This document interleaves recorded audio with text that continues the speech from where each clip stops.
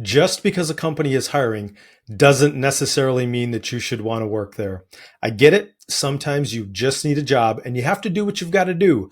But to the best of your ability and adjusting to your situation, you're not just looking for any job, you're looking for the right one. Let's be honest, some employers out there are just low grade and should be avoided if possible. We're talking about out of touch and toxic cultures, poor leadership, unclear expectations, burnout factories just waiting to happen. My name is Doug with Career IQ, a recruiter, a business leader, a career coach, helping well over 1,000 clients. And I've been quoted for career advice in multiple major publications. Be sure to check out the link in the description to find out how you can get help with your job search and career. Let's dig in. So let's break down how to spot low-grade employers before you accept an offer, or better yet, before you even start applying, so you can avoid wasting your time and your energy. First, let's give a little definition. A low-grade employer isn't just a company with a bad reputation, though that can be part of it. It's really any organization that consistently undervalues its employees, lacks structure or leadership, has really poor communication, burns people out, pays poorly, or shows little interest in developing their people or providing pathways for development. You may have had a bad experience with a low-grade employer yourself. I know I have. Drop a comment below and tell me about it and tell me what you've learned. What are some signs that might be a giveaway that you're dealing with a low-grade employer? High turnover, micromanagement, vague job descriptions, no growth opportunities, self-absorbed leadership, or this we're a family that moves into more of a dysfunctional expectation with no love.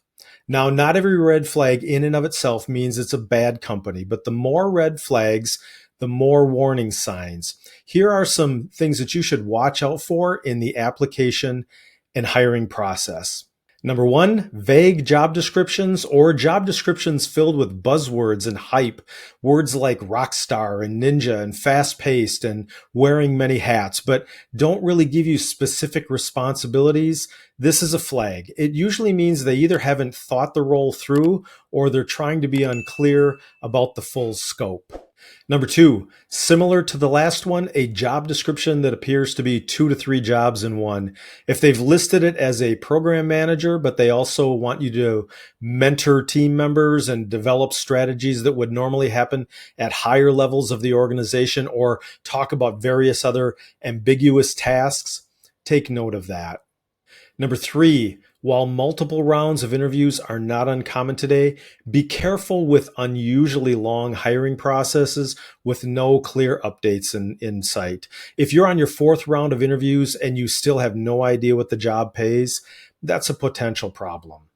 Number four, assessments can certainly be part of a candidate screening, depending upon what phase of the screening process that it takes place in. But make sure that it's applicable and appropriate. If an employer is asking you to jump through an exorbitant amount of hoops, or worse yet, asks you to perform free work, in other words, solve a real problem that they're having as part of your screening, that's a huge red flag. Number five, if everyone you encounter in the interview process seems overworked and checked out, pay attention. If they talk about things like we're doing the best that we can with the resources that we have, read between the lines. Number six, if they have an overemphasis on the fact that they are a working family, this can be code for, the lines between work and home life get blurred, and there's maybe an expectation of loyalty without compensation in return. Number seven, check sites like Glassdoor and Indeed. To be clear, every company gets a bad review now and then, but if there is a pattern, especially around leadership or culture or burnout, it's worth paying attention. And number eight, unclear answers to your questions during an interview.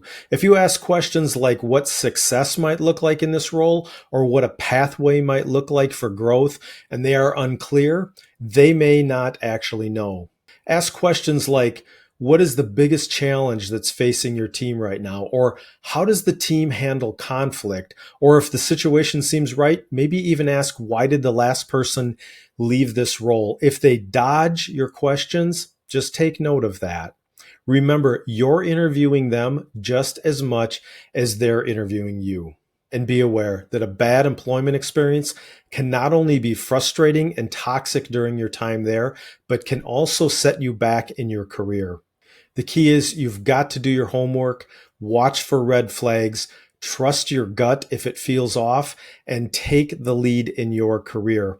If you're already in a job that checks a number of the boxes for a low-grade employer, first, be careful that you don't internalize the dysfunction of that environment. Beyond that, here's a couple of things that you might want to consider. Number one, update your resume and start keeping your eyes open for opportunities.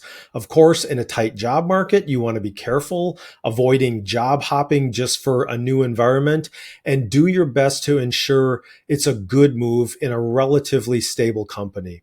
Number two, if possible, set some boundaries where you're at. Learn to say no and push back on unrealistic demands. And number three, use the experience to get clear on what a healthy environment looks like for you the next time. Listen, there are good opportunities out there. There are places that respect your time, pay you fairly, and want you to grow. I understand you may need a job, but not every job is worth taking. You'll have to weigh each opportunity against your peace of mind and career development to determine if this is the right job for you. So do your homework, ask questions, watch for red flags, trust your gut. If something feels off, it probably is. If you'd like more information like this to help you in your job search, be sure to like, subscribe, and check out my link in the description below.